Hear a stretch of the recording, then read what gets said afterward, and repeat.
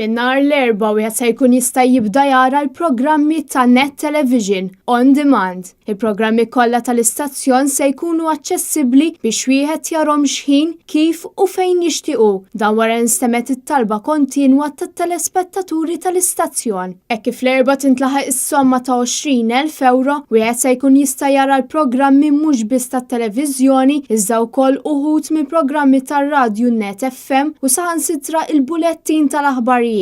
Il-programmi kollha se jitilgħu fuq is-sit ftit minuti wara li jkun spiċċa l-programm, filwaqt li se jkun qed idum fuq l-istess sit għal sena sħiħa.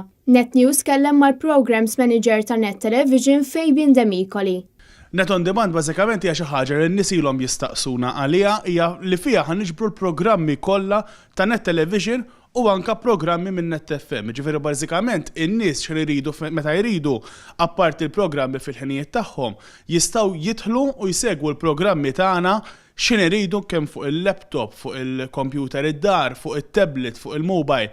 X'in iridu. Matul il-ġurnata kollha tal-Erbgħa waqt il-programmi tat-televiżjoni u tar-radju, il-preżentaturi se jkunu qed jagħtu n-numri tat-telefons fejn wieħed se jkun jista' jċempel biex jagħti donazzjoni. Dan se jsir sakemm finalment intlaħaq is-somma li hemm bżonn biex isir dan it-tibdil għall-istazzjon. Matul iż-żmien ħankunu qegħdin intellaw programmi mill-passat, ġifieri jgħidulna isma' tellaw dak il-programm uru dak il-programm partikolari antik.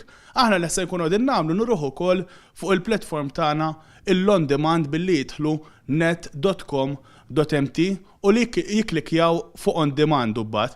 Apparti minn hekk se jkollna programmi minn Net FM, jiġifieri podcasts, programmi li tista' segwihom x'in trid u meta trid online ukoll. Wieħed se jkun jista' jaċċessa Net On Demand minn nhar l-24 ta' Marzu mis-sit net.com.mt.